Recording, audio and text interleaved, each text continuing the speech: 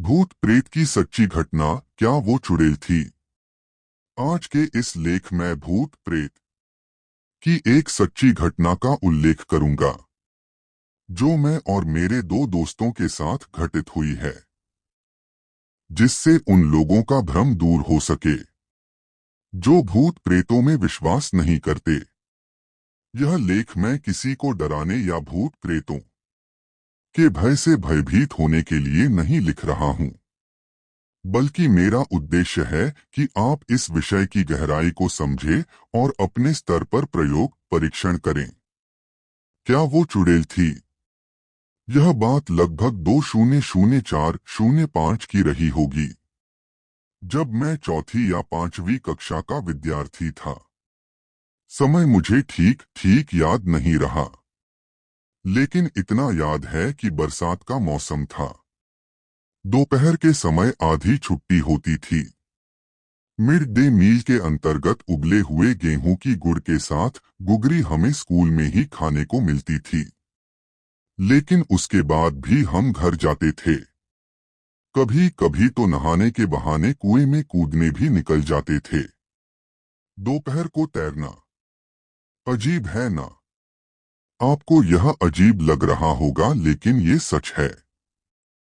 नया नया तैरना सीखे थे, इसलिए कभी कभी तो दिन में 6 बार भी तैरना हो जाता था।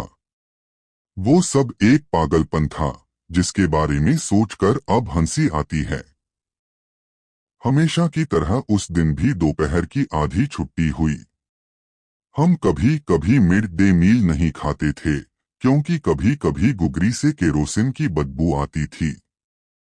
शायद बनाने वाले चूल्हा जलाने के लिए केरोसिन का इस्तेमाल करते थे, जिससे उनके हाथ भी केरोसिन में हो जाते होंगे और उन्हीं हाथों को बिना धोए गुगरी बना डालते होंगे। खैर, जो भी हो, उस दिन हमने गुगरी नहीं खाई। हम 3 दोस्त थे, राजेंद्र, जगदीश और मैं। घर आकर हमने खाना खाया और मोर के पंख जुटाने के लिए हमारे बाड़े की ओर चल दिए। बाड़ा गांव से लगभग 10 से 15 मिनट के रास्ते पर है। हमारे बाड़े में जाने के 2 रास्ते हैं। एक शॉर्टकट है, किंतु बरसात का मौसम होने से वह रास्ता उस समय बंद था, इसलिए हम लंबे रास्ते से गए। हम मोर के पंख तलाश करते हुए सबके बाड़े में घूमने लगे। उसके बाद मेरे बाड़े में आए।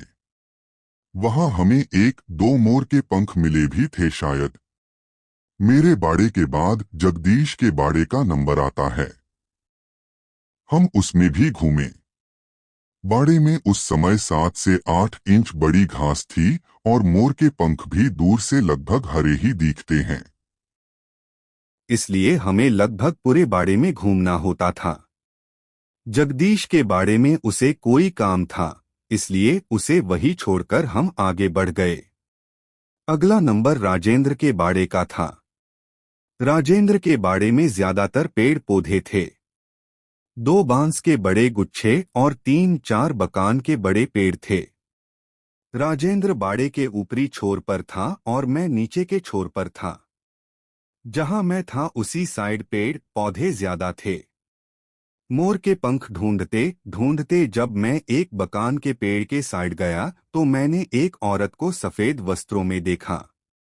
मुझे लगा राजेंद्र की माँ होगी, तो मैं बोला, बाई, मैंने इतना ही कहा था कि उसने गर्दन ऊपर उठाई और घूंघट हटाया। काली आंखें और बदसूरत चेहरा देखकर मैं कांप गया। उसकी आंखें ऐसे थी जैसे उसने बुरी तरह काजल लगा रखा हो। मैं डरकर भागा और बाड़े की बाड़ कूदकर बाहर निकलकर राजेंद्र पर चिल्लाने लगा, बाहर आ, बाहर आ। देख, यहाँ कोई है। वह पूछने लगा, कौन है? मैंने इशारे से उसे बताया। इतने में वो डरावनी चुड़ैल खड़ी हो गई। जैसे ही उसने उसकी शक्ल देखी, वो डरकर भागा। उसे भागता देख मैं और आगे भागा। हम दोनों वहां से कुछ ही दूरी पर एक बरगद के पेड़ के नीचे खड़े होकर जगदीश पर चिल्लाने लगे। उसे आने के लिए पुकारने लगे। वो उसके बाड़े से निकलकर आया और पूछने लगा, क्या हुआ? कोई सांप देख लिया क्या? मैंने दबी हुई आवाज में कहा, अरे वहां उस बकान के पेड़ के नीचे एक डरावनी औरत है। हम में से वही बड़ा और थोड़ा निडर था। मेरी बात की उपेक्षा करते हुए वह बोला, अरे यार, राजेंद्र की दादी होगी। घर में कोई लड़ाई हो गई होगी, इसीलिए यहाँ आकर बैठ गई होगी। यह कहते हुए वह उस पेड़ की ओर गया जहाँ वह औरत बैठी थी। वह इतना बेपरवाह था कि सीधा उसके पास चला गया और बोला, बाई। जब उसने उसकी तरफ देखा तो उसके पसीने छूट गए। वह इतनी तेजी से वहां से भागा कि उसने रास्ता देखना भी उचित नहीं समझा। सीधा बाड़े की बाड़ कूदकर हमारे पास आ गया। लेकिन जल्दबाजी में उसकी चप्पल रास्ते में ही खुल गई।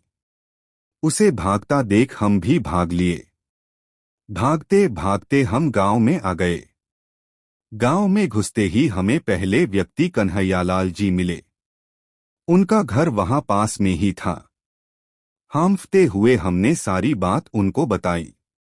वो बोले, चलो मुझे दिखाओ। हम उनको लेकर वहां गए, लेकिन तब वहां कोई नहीं था।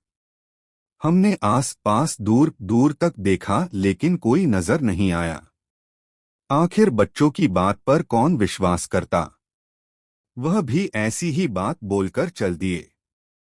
जगदीश ने अपने चप्पल लिए और हम तीनों घर आकर स्कूल के लिए निकल गए। अब मैं नहीं जानता कि वह कौन थी, कहां से आई थी और 3 से 4 मिनट में कहां गायब हो गई। लेकिन उसकी शक्ल आज भी मेरे दृष्टिपटल पर है। जहां तक मुझे पता है, हमारे गांव में कोई भी औरत सफेद वस्त्र नहीं पहनती, तो उसने क्यों पहन रखे थे? अगर वो कोई थी भी तो उसका हमें दिखना महज एक संयोग था, क्योंकि उसने हमें कोई नुकसान नहीं पहुंचाया, ना ही उसने हमें डराने की कोशिश ही की। शायद कोई परेशान आत्मा होगी। अब मैं सोचता हूं कि क्या वो चुड़ैल थी? काश वो बोलती, काश हमने उससे बात की होती। कुछ तो पता चलता।